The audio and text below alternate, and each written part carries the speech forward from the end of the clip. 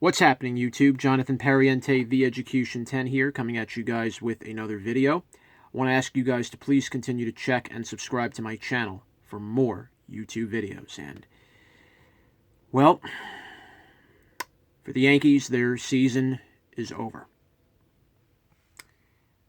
Very heartbreaking loss. It's the first time in a decade the Yankees have not made it to a World Series. And this one's going to sting for quite a while. For the whole winter, the Yankees are going to be thinking about what might have been. And in this ALCS against Houston, that's the operative word. What might have been.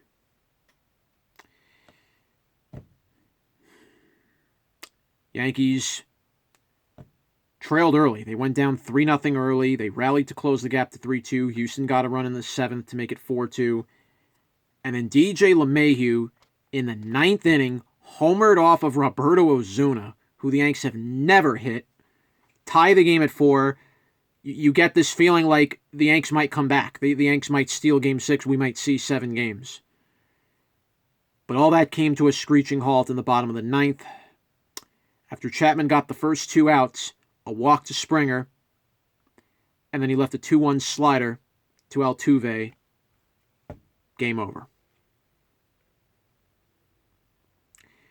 Now, I know everyone's going to blame Aaron Boone. Everyone's going to say, oh, why did Aaron Boone let Chapman pitch to Altuve?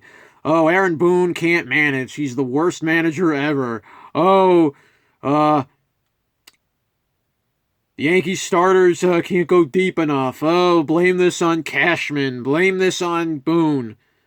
Yeah, typical bandwagon Yankee fans are all going to say that. And listen, everyone's entitled to their opinion. That's fine. But instead of blaming it on Cashman, which, not saying you're wrong to not blame it on him, he made no moves in the freaking trade deadline, which really hurt. And we could blame Aaron Boone till the cows come home, but, you know, what did Boone really have to work with as far as pitching was concerned? He had literally no dependable starter. He had a bullpen I don't know how many times this year. And it came back to hurt us. So before I get to what the Yankees have to do in the offseason, let's take a look at what happened in the postseason this year. And this is what killed the Yankees, and everybody knows it. I know it. So, what killed the Yanks? Runners in scoring position. The Yankees hit below 200 with runners in scoring position the entire LCS. Plain and simple. I don't know how many times I wanted to bang my head against the wall when the Yankees had bases loaded, had runners at first and second with 2 outs, and all you needed was a simple single. You didn't have to hit a home run every time. But too many times I saw the Yankee hitters whiffing and swinging at the first pitch, not taking at bats patiently, and you saw what happened. There's a lot of culprits on the Yankee lineup that everyone's calling out, and for some of them, it's rightfully so. Giancarlo, Gary, Didi, at times Gardy. Not going to blame it all on Gardy, though. And Eddie. Literally, the Yankee batting lineup after the 4 spot was where they didn't show up. It's how the cookie crumbles. If the Yankees could honestly be able to just play unselfish and just get a single and go for a small, cheap hit, it's fine. You don't need to always swing for the home run. Is it great to have home runs hitting on this team? Of course. I mean, that does a lot of things. But in the playoffs, home runs are few and far between. They don't come all the time.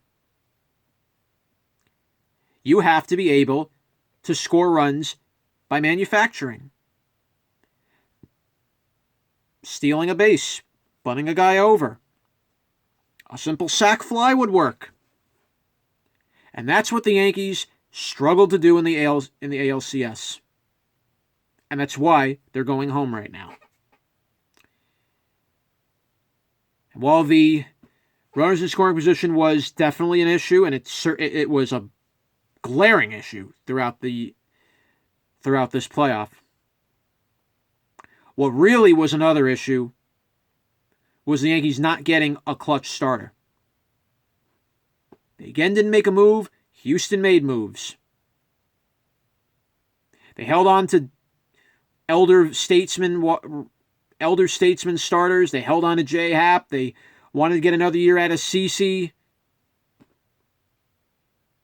Had to wait till the end of the year to get back Severino. And you saw what happened. And you saw where that ended up. The Yankees had to rely so much on their bullpen in the LCS. Literally 51% of the innings pitched by the Yankees were by the bullpen. Now, the Yankee bullpen is not a problem. The bullpen is a strength for them. But what's not a strength is the starting pitching, and the Yankees are going to have to take a serious look at starting pitching. If this series was not an eye-opener, I don't know what will be. Yankees definitely have to make some moves, for sure. There are going to be some players not coming back next year. Didi is a free agent. He could leave. Probably will. Aroldis Chapman could opt out. I don't know if he will.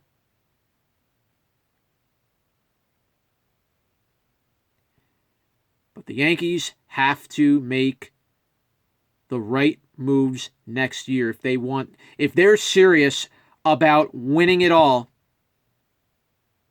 They better take away what they saw this year in 2019 and nip those problems in the butt for 2020.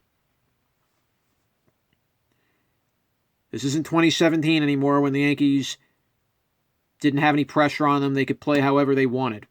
Now they have to really answer some expectations. Can they ever beat Houston in a playoff? Can they ever get to the next level? The Yankees already showed, but what the Yankees did show you is, at least in the postseason, they have some hitters that I feel comfortable with going forward over the years in the playoffs. Gleyber Torres improved leaps and bounds in the playoffs this year. After making the final out in last year's division series, I think Gleyber really improved on how he had to become as a hitter and a fielder. DJ LeMahieu showed he belongs. I wish the Yankees in their lineup could have at least 8 more of him in the lineup. Guys that are not afraid to put the ball to all fields, not afraid to just hit it where it's pitched. Trust me, if the Yankees could get a lineup like that, they could be as good as the Astros.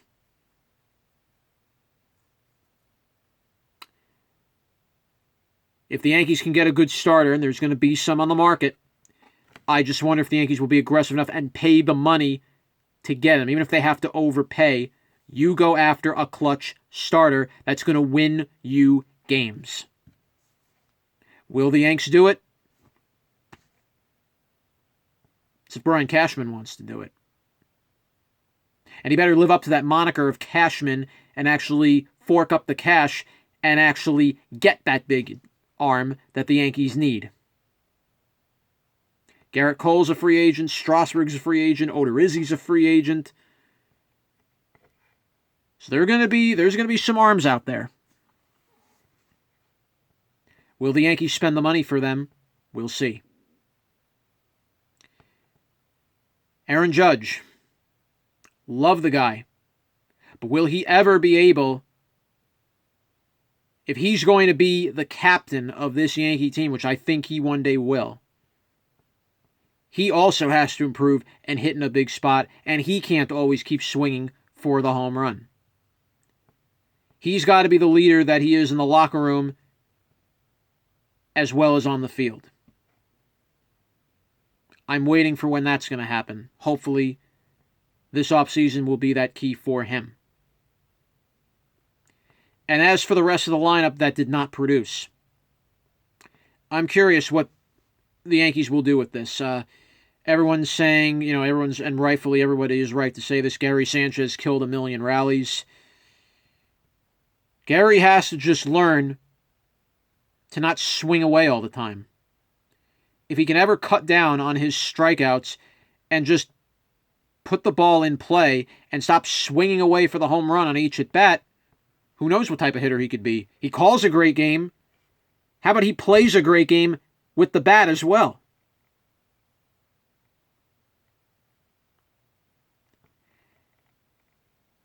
If Giancarlo Stanton's even staying, is he in or is he out? I think that's the one move I regret if I was the Yankees of signing Stanton, because that could have been money for a starter. Instead, you're stuck with Stanton for who knows how long. And then finally, well, obviously Gardner didn't have his greatest playoff, but Gardner is going to probably stay for another year. And, he showed it. You need Gardner. He's one of your better outfielders, and he still can play the outfield tremendously. So he's got to stay.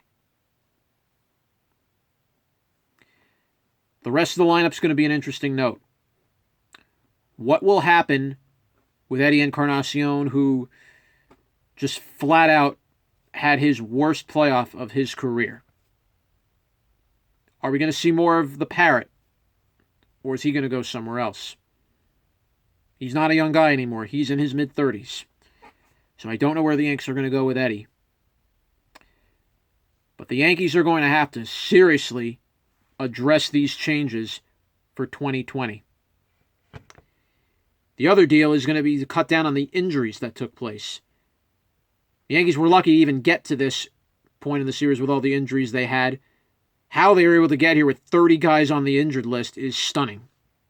But something has to be done with the amount of injuries that took place this year. Something wasn't right when players left and right kept going down. Something wasn't right. So definitely we have to see where the Yanks are going to go in that avenue. But right now, the Yankee offseason has begun. Astros are going to move on to the World Series to play the Nationals. Should be a very interesting series. And I think in a way it does favor the Nationals a wee bit, because they have 4 starting pitchers to Houston going with only 3. The Nationals have left-handers in their bullpen. Houston has 0. And also, might be a small little weakness. I'm not saying it's going to be big yet, but Houston is down Ryan Presley now. He got hurt in Game 6. So it'll be very interesting to see where they will go in that World Series with as far as the bullpen's concerned. But if I'm an Astros fan, I'd be talking all about it, and I'm not going to talk about it right now. But right now, the Yankees have to focus on the offseason at hand. They have got to learn how to hit better with runners in scoring position and stop relying on the home run. I can't tell you how many games in this LCS that I saw where the Yankees had runners on base and failed inning after inning, particularly when they had Cole on the ropes, when they had Greinke on the ropes. And even, fair enough, even though they did capitalize on their opportunities with Verlander, even in Game 6 in the bullpen game, the Yanks had several innings where they could have scored. At least 4 or 5 of them. It shouldn't have taken until the 9th inning to tie the game. I'm grateful the Yankees at least went down fighting in this series and didn't lay down in the top of the 9th for Houston to just finish them off. But definitely, I hope the Yankees are using this offseason and this game as fuel to want to prove to Houston they can beat them next year and get to the World Series and win. We're going to see very soon. The Yankees better make the moves that they need to make. They better get a starter. We'll see what they do with their lineup. But I think the Yankees need to get more contact hitters that are not swinging for the fences every single at-bat. Let's see where the Yankees go from here. Let's see what 2020 is going to bring. Jonathan Perriente, The Education 10, saying bye for now.